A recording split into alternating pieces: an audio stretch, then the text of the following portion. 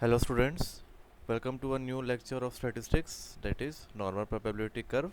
I am Anmol Joseph, assistant professor Choithram college of nursing. और इस class में हम लोग थोड़ा डिटेल में जानेंगे नॉर्मल प्रोबेबिलिटी कर्व क्या होता है, जो कि काफ़ी इंपॉर्टेंट टॉपिक है बीएससी नर्सिंग में भी और एमएससी नर्सिंग में भी। दोनों ही कोर्स वर्क में कई बार ये एग्ज़ाम्स में शॉर्ट नोट्स में या लॉन्ग टाइप ऑफ क्वेश्चन में इसको पूछा जाता है, and many times it's a very difficult topic for students to understand, so let's make this topic quite easy. So starting with the introduction, जो आपका नॉर्मल प्रोबेबिलिटी कर्व होता है इसको हम लोग कई सारे नाम से जानते हैं, जैसे आपका जेड स्कोर है, गॉसियन कर्व है और नॉर्मल कर्व है। ओके, सो मैनी टाइम्स इसको हम लोग अलग अलग नाम से भी कई बार ये एग्ज़ाम से पूछा जाता है, जिसमें कई बार स्टूडेंट्स क्या होते हैं कंफ्यूज हो जाते हैं। So remember this thing that it's all means the same thing. Okay, it is also called as z score, Gaussian curve or normal curve. So how we get this curve? So if a large values are collected for any character and a frequency table is prepared with the small class interval, the frequency curve of this data will give a bell shape or symmetrical curve. Before going get into this technicality, let's understand this in a very simple language. For example, आप कोई भी data collect करते हो, है ना, तो data की एक नेचुरल टेंडेंसी होती है कि डाटा हमेशा अपने सेंट्रल वैल्यूज़, है ना, के अराउंड क्या होता है, क्लस्टर हो जाता है, जिसे हम मीन, मीडियन और मोड कहते हैं। इसको हम लोग मेजर्स ऑफ सेंट्रल टेंडेंसी कहते हैं। जिस तरह से एक स्प्रिंग की टेंडेंसी होती है कि जिसको जैसे आप स्ट्रेच करोगे, छोड़ने के बाद वो वापस अपनी पोजीशन में आ जाता है, उसी तरीक़ा से जो भी आप डाटा आप कलेक्ट करते हो, अब वो डाटा कोई सा भी हो सकता है, हाइट है, वेट है, आईक्यू है, मार्क्स है, एनीथिंग। सो डाटा क्या होता है, हमेशा अपने एवरेज वैल्यूज़ के अराउंड क्या होता है, क्लस्टर हो जाता है। और जब इसी डाटा को अगर आप एक ग्राफ के फॉर्म में अगर आप बनाओगे, तो आपको एक कर्व देखने को मिलता है, जिसको अभी हम आगे देखेंगे, उसको हम कहते हैं बेल शेप कर्व मिलता है, जो मिड पॉइंट पे हाईएस्ट होता है। जैसे आप स्टार्ट करोगे तो वो लो से स्टार्ट होता है, फिर एक हाई पीक पे जाता है और फिर वहाँ से वो डाउन होना शुरू होता है। ओके, ये इसलिए आता है क्योंकि जो भी आपका मैक्सिमम फ्रीक्वेंसी है डाटा का, वो हमेशा आपको एवरेज वैल्यू के अराउंड ज़्यादा क्लस्टर देखने को मिलता है। ओके, जैसे फॉर एग्जांपल अगर कोई क्लास है, अगर क्लास में मान लीजिए अगर 50 स्टूडेंट्स है, अगर आप कोई टेस्ट लेते हो, तो उस टेस्ट में से मेजोरिटी ऑफ जो स्टूडेंट्स होंगे उनको एवरेज मार्क्स मिलेंगे। कुछ स्टूडेंट्स होंगे जिनको बहुत ज़्यादा अच्छे मार्क्स मिलेंगे और कुछ ऐसे स्टूडेंट्स होंगे जो बिलो एवरेज होंगे। तो अगर आप एक ग्राफ अगर उनको आप प्लॉट करोगे मार्क्स का, तो आप ये देखोगे कि मैक्सिमम जो ऑफ द स्टूडेंट्स है वो एवरेज वैल्यूज़ के अराउंड क्या है, ज़्यादा क्लस्टर्ड है। So in this thing it shows the shape of the curve depend on mean and S D. अभी हम आगे हम डिटेलिंग में जाएंगे, जिसमें आपको और क्लियर हो जाएगा कि ये कर्व कैसे आता है। Okay, so condition here given is when the mean and SD are 0 and 1, then the curve is called a standard normal curve. Now many times students interpret this thing as mean as absolute zero. No, ठीक है, यहाँ पे mean zero का मतलब ये नहीं होता है कि मीन की वैल्यू ज़ीरो हो गई है। मीन ज़ीरो का होना एक क्या है, ये एक रेफरेंस पॉइंट है। अभी जब हम लोग आगे एग्जांपल्स देखेंगे, उसमें आप लोगों को ये और अच्छे से क्लियर हो जाएगा कि ये जो ज़ीरो और वन है, ये क्या चीज़ डिपेंड करता है। Okay, so here zero and one is the, you can say it's a reference point और a starting point. Okay, because mean की वैल्यू कुछ भी हो सकती है। अगर मैं मार्क्स की बात करूँ तो वो 50, 60, 70 हो सकता है। मैं वेट की बात करूँ तो कुछ और होगा, आईक्यू कुछ और होगा, डिस्टेंस में कुछ हो और होगा। So I can not set one single value for all the attributes. इसलिए हम लोग क्या करते हैं, एक ऐसा वैल्यू यूज़ करते हैं जो न्यूट्रल होता है। So here we take zero as a starting point, but इसका मतलब ये नहीं होता है कि मीन ज़ीरो एंड वन का मतलब, इसका मतलब ये नहीं कि मीन ज़ीरो हो गया और एस डी वन हो गया है। ठीक है, this is just a reference point to make you understand. Okay, so उसको हम बोलते हैं standard normal curve. Okay, now let's take a example. For example आप एक स्टडी कर रहे हो और आप ये जानना चाहते हो कि जो एवरेज एडल्ट की जो हाइट है इंदौर में, स्पेशली मेल्स की, वो कितनी है। Okay, so what we have did, आपने कुछ 500 या 1000 या 2000 वट एवर आपने कुछ सैम्पल्स कलेक्ट किए, आपने उनकी हाइट आप लोगों ने मेजर करी, and what you did is you plot a graph.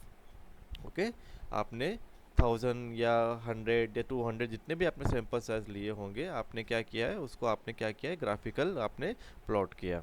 Okay, तो हो सकता है आपने जितने भी सैंपल्स लिए होंगे, आपका जो मीन हाइट आया, अभी मैं एग्जांपल लेके चल रहा हूँ, तो आपका जो मीन हाइट आई वो आई 5 फीट्स, और जब आपने एस डी और आपने स्टैंडर्ड डेविएशन निकाला तो वो आपका आया 0.5 feet.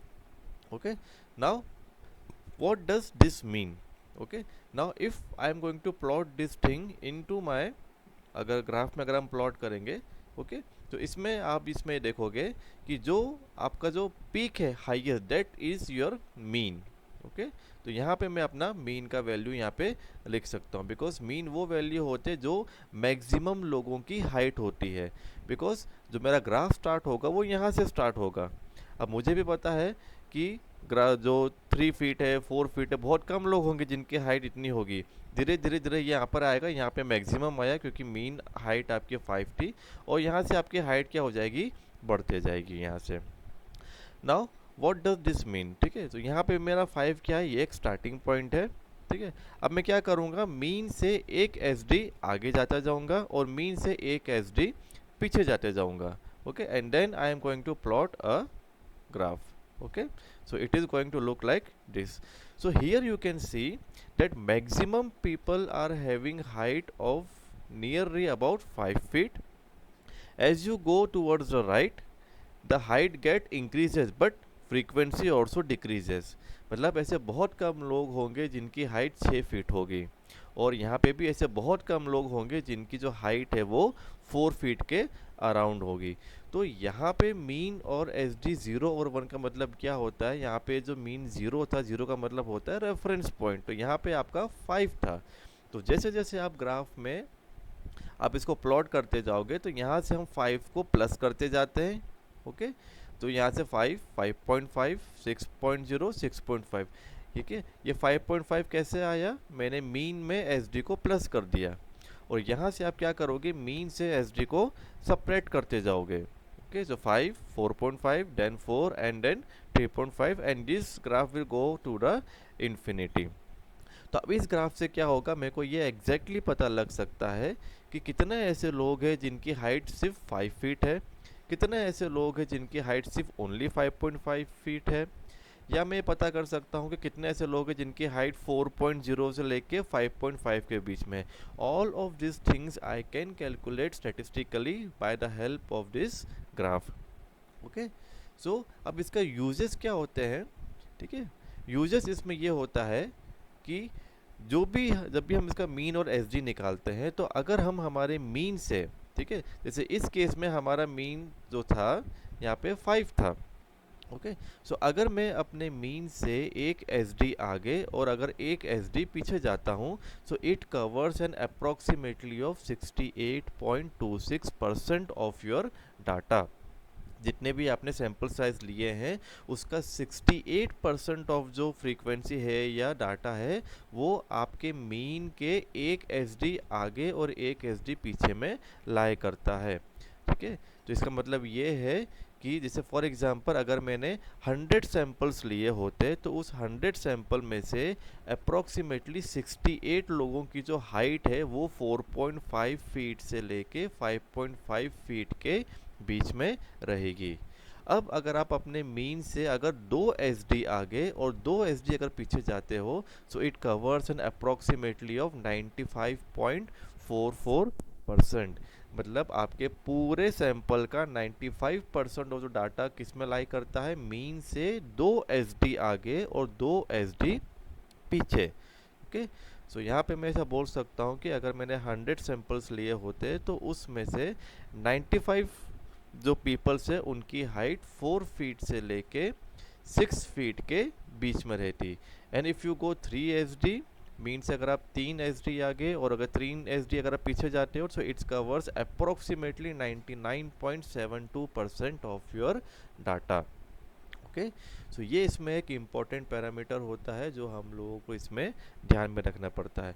So as you can see here, यहाँ पे हमने 0, 1, 2 एंड 3 लिया है, तो यहाँ पे 0 means it's a reference point है ना, मीन 0 एंड एसडी 1।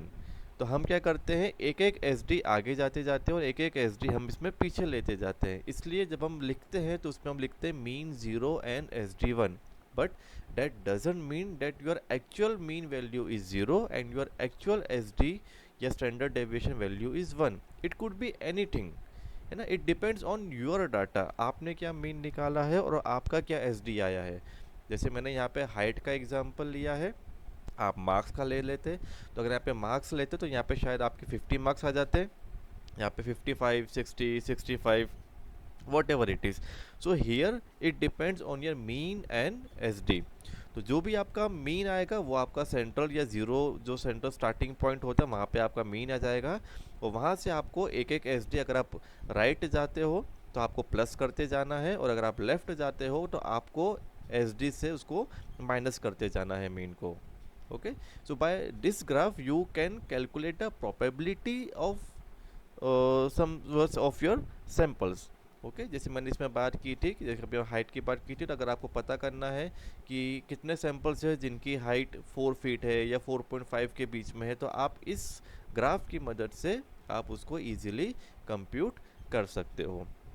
ओके, सो इसको डिनोट करने का तरीका ये होता है, ये जो आप जो सिंबल देख रहे हो उसको हम सिग्मा बोलते हैं, विच रिप्रेजेंट आपका स्टैंडर्ड डेविएशन, और मीन को हम लोग म्यू से डिपेंड करते हैं जो आपके यू हमको देखने को मिलता है।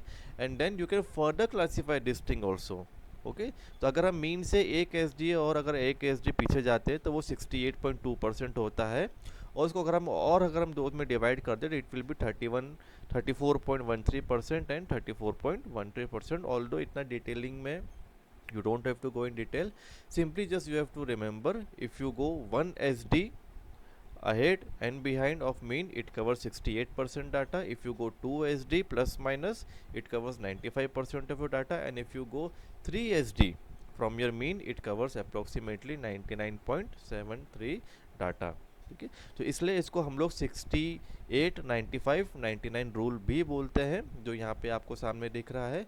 तो here mu plus minus 1 sigma, mu means का मतलब होता है मीन एंड सिग्मा का मतलब होता है स्टैंडर्ड डेविएशन। तो अगर आप अपने मीन से प्लस माइनस एक एसडी जाते हो तो 68% आपका डाटा लाई करेगा, मीन से 2 एसडी अगर आप जाते हो तो 95% डाटा लाई करता है, एंड अगर आप मीन से 3 एसडी अगर आप आगे और पीछे जाते हो तो it covers approximately 99.73% of your data. The main thing here is in this graph, ये जो आपका बेल शेप जो आपको कर्व मिलता है ये कभी भी आपके नीचे वाले पॉइंट को टच नहीं करता है, it goes till infinity. Okay, ऐसा कभी नहीं होगा कि आपका ये जो ग्राफ है ये आपका नीचे टच होते जाएगा, ये हमेशा आगे की ओर लेफ्ट में भी और राइट में भी ये इन्फिनिटी की ओर बढ़ता जाएगा। Okay, so you can take as number of S D you want, you can take 4 SD, 5 SD, 6, 7, 8, 9, 10, 11 till infinity you can take the SD, है ना। तो उसमें क्या होगा, आपका 99.999999% डाटा क्या होगा उसमें लाई करेगा। तो इसलिए हम लोग मोस्टली 3 SD तक ही जाते हैं, because it almost covers 99.7%, so it's approximately near to the 100%, इसलिए हम लोग 3 SD तक ही जाते हैं, but in certain special cases we can go further also. Okay, तो सेम वही चीज़ है, यहाँ पे हमने एस डी के फॉर्म में परसेंटेज और हमने एरिया अंडर कर्व कैलकुलेट किया था कि 1 एस डी में 68% होता है, बट अगर आपको एग्जैक्ट अगर राउंड फिगर में परसेंटेज अगर आपको चाहिए, so if you take 50%, so it covers approximately 0.67 of your S D. If you take exactly 95%, it covers 1.96 S D, and if you take 99%, so it covers 2.58 SD। Although ये वही चीज़ है, but in most of the cases this is the most simplest form जो हम लोग इसको remember करते हैं, तो it is always called 68, 95 and 99 rule. Now what are the properties of this normal probability curve? So first and a very important thing is it is bell shape curve। जैसा कि आपने अभी शेप देख रहे हो आप यहाँ पे डायग्राम में, सो ये हमेशा एक बेल शेप का रहता है। The curve is symmetrical. If you will divide this curve into half, so the left side will be equal to the right side. Then the curve is asymptotic. That means it touches infinity. जैसे मैंने आपको बात किया था कि ये curve कभी भी आपकी x एक्सिस को टच नहीं करेगा, although it may look like it is touching the axis, but it is not touching the axis, it will go towards the infinity. Next point is at the highest peak, जो आपका सबसे peak रहेगा, सबसे highest point जो रहेगा, वहाँ पे आपके जितने भी मेजर्स ऑफ सेंट्रल टेंडेंसी होते हैं, जैसे आपका मीन, मीडियन और मोड, तीनों आपके बराबर रहेंगे, मतलब मीन की वैल्यू, मीडियन की वैल्यू और मोड की वैल्यू सेम रहेगी. Okay, and then this type of graph can be found everywhere. It can be found in nature, in engineering, in industrial process, in social human process, in everywhere. सो ये graph काफ़ी practical है. आप चाहे कोई सा भी data collect करो, अगर आपने रैंडमली कोई डाटा कलेक्ट किया है, भले वो हाइट हो, वेट हो, हीमोग्लोबिन हो, ब्लड प्रेशर हो, आप हमेशा देखोगे कि हमेशा सबसे ज़्यादा जो हाईएस्ट जो फ्रीक्वेंसी आपको मिलेगी वो एवरेज वैल्यू के अराउंड ही क्लस्टर मिलेगी. ओके, जैसे अगर आप किसी का बीपी मेजर करते हो, मान लो अगर आपने 100 पेशेंट लिए, नॉर्मल पेशेंट रैंडमली, तो आपको अधिकतर लोगों का बीपी 120-80 के आसपास ही मिलेगा. कुछ ऐसे मिलेंगे जिनका बीपी 140 के ऊपर होगा, कुछ ऐसे मिलेंगे जिनका बीपी 100 से नीचे होगा, but majority of the clients या जो भी लोग जिनका आपने बीपी लिया है वो आपको 120 के आसपास ही मिलेगा. Then the probability are represented under the area under curve. जैसे मैंने आपको बताया था कि हम इसको दो में डिवाइड करते हैं, तो 50% ऑफ जो ऑफशोर डाटा वो उसका आपका लेफ्ट साइड में होता है, 50% डाटा आपके राइट साइड में होता है. तो अगर मैं दोनों को प्लस कर दूँ, सो it covers your 100% of your data, जिसको हम लोग 1 भी कहते हैं. ओके, सो हम लोगों ने प्रोबेबिलिटी पढ़ी थी 11th-12th में, तो हमको पता है P + Q = 1, है ना. जैसे इसमें एग्जांपल था हेड और टेल का, जो क्लासिक एग्जांपल होता है. ओके, सो हेड आने की प्रोबेबिलिटी 50% होती है, टेल आने की प्रोबेबिलिटी भी 50% होती है, तो 50 + 50 = 100, तो उसको हम लोग 1 से भी डिनोट करते हैं. सो इस ग्राफ से हम क्या करते हैं, प्रोबेबिलिटी पता कर सकते हैं. तो अगर आपको मीन पता है, अगर आपको एसडी पता है, तो आप नंबर निकाल सकते हो कि इतने से इतने रेंज में कितने सैंपल्स लाए करते हैं. So it is a very good for estimating the values. ठीक है, तो इसलिए कई बार इसको हम लोग इसको यूज़ करते हैं. So examples are body temperature, height, weight, IQ, quality test control, and there are n number of examples which you can use, and you can use it to find the data.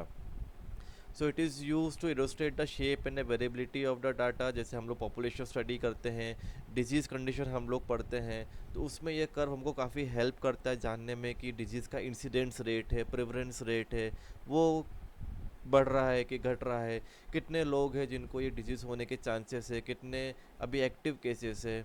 तो ये सब हमको यहाँ से इस curve से हम इसको पता कर सकते हो. You can also use to estimate the future process of the performance. Normality is an important assumption when conducting statistical analysis. और जब भी हम रिसर्च करते हैं तो उसमें भी हम लोग इसका यूज़ करते हैं, बिकॉज इसी के ही आधार पे हम लोग कौन सा आगे हमको टूल यूज़ करना है या कौन सा हमको फार्मूला यूज़ करना है वो हम डिसाइड कर पाते हैं. Okay, so here is some example which is given to you. Just suppose that the heights of a sample man are normally distributed. Okay, ये वही सेम एग्जाम्पल है. तो the mean height is 178 centimetre and standard deviation is 7 centimetre.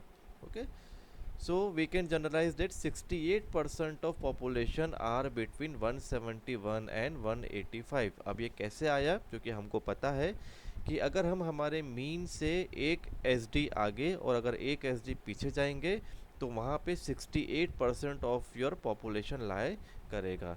तो मैं, क्योंकि मेरा mean 178 centimetre था, तो मैं 178 में 7 को प्लस कर दूंगा, सो आई विल गेट 185, और 178 से मैं 7 माइनस कर दूंगा तो आई विल गेट 171. सो जितना भी आपका सैम्पल साइज होगा, weather it is 100,000, 10 lakh, what ever it is, उस टोटल पॉपुलेशन का 68% जो पॉपुलेशन होगा उनकी जो हाइट होगी वो 171 से लेके 185 सेंटीमीटर के बीच में रहेगी, and it's a universal law. Okay, then here is a formula by which you can calculate the any given can say frequency. So it's represented by z is equal to x minus mu divided by sigma. Okay, so x is the given data point जो आप find out करना चाहते हो, mu आपका होता है population मी, और sigma आपका होता है standard deviation. So here is one sample question by which we can see. So here the mean height of 500 students is 165 centimetre. ये एक नॉर्मल क्वेश्चन आपको दे के रखा है। तो आपके पास टोटल जो सैंपल साइज है वो आपके पास है 500 स्टूडेंट्स। तो आपने 500 स्टूडेंट्स की हाइट कैलकुलेट करी और आपने देखा कि उनका जो मीन जो उनकी जो हाइट है that is 165 centimetre and with standard deviation is 5 centimetre. Now, assuming that the heights are normally distributed, find out how many students will have height between 153 and 180 centimeter. So this question is asking you कि ऐसे कितने students हैं जिनकी height 153 से लेके 180 centimetre के बीच में होगी। तो आपको नंबर पता करना है। So what we will do, we will use the same formula which is z is equal to x minus mu divide by sigma. अब क्योंकि मेरे पास दो लिमिट है, एक लोअर लिमिट है 153 and I have second limit 180 centimetre, so I will apply the same formula for the different values. तो पहले मैं 153 लूँगा, 153 minus 165 divide by 5, so I will get 165 is my mean and 5 is my standard deviation. So I will get minus 12 by 5, it is minus 2.4. Then same मैं repeat करूंगा यही steps आपके 180 centimetre के साथ। So again 180 minus 165 divide by 5। अब मैंने 180 क्यों लिया, क्योंकि मेरा एक बार मेरा x क्या था 153 था और एक बार मेरा x 180 था। म्यू का मतलब मेरा होता है पॉपुलेशन मीन जो ऑलरेडी 165 था, और सिग्मा यहाँ पे ऑलरेडी मेरे को गिवन है वो है आपका 5 सेंटीमीटर। तो यहाँ पे मेरे को दो वैल्यूज़ मिल गई, एक है आपका minus 2.4 and you have another value of 3। Now what I will do, after getting this value I will find out the area under the curve. तो एरिया अंडर द कर्व जानने के लिए मैं यूज़ करूँगा Z टेबल। ओके, तो Z table क्या होता है, Z टेबल आपको कोई भी स्टेटिस्टिक्स की बुक में या आपको नेट में गूगल में अगर आप टाइप करोगे तो आपको ऐसी एक टेबल देखने को मिल जाएगी। Okay, so what you have to do is you have to simply see this value in the table. तो जैसे आप देख सकते हो कि जो पहली मेरी वैल्यू है वो है आपका 2.4, वेदर इट इज़ नेगेटिव और पॉजिटिव। ओके, सो यहाँ पे जो 2.4 की जो एरिया अंडर कर्व है that is 0.4918। So I will write that down and I will see the area under curve for 3.0 which is again it is 0.4987। okay, so this is already given here. So what I will do, I will add this area. Why I am adding this value, because the question is asking me how many students will have height between 153 and 180 centimeter। मतलब ऐसे कितने बच्चे हैं जिनकी height 153 से लेके 180 के बीच में है। तो इसलिए मैंने क्या करूँगा, मैं दोनों के एरिया अंडर कर्व को मैं प्लस कर दूंगा। सो आई विल प्लस 0.4918 जो मेरे को यहाँ ऑलरेडी ये मेरे को कहाँ से मिला था, Z टेबल से मिला था, एंड 0.4987 ये भी मेरे को Z टेबल से मिला था। तो मेरा जो टोटल करने के बाद मेरा जो वैल्यू आएगी that will be 0.9905। Now what I will do is I will multiply this number with 500। तो जब आप इसको आप मल्टीप्लाई करोगे 0.05 को 500 से, तो आपका आंसर आएगा अप्रोक्सीमेटली 495। तो यहाँ पे आपको नंबर पता लग गया कि 495 स्टूडेंट्स है जिनकी हाइट 153 से लेके 180 सेंटीमीटर के बीच में होती है। तो although such type of question doesn't comes in your university exam, but for your better clarity we have taken this exam। तो मोस्टली ये जो टॉपिक है ये आपको शॉर्ट नोट्स में आता है। Okay, so I hope this lecture was fruitful for you and you have understand some basic concept of normal probability curve. Thank you and have a nice day.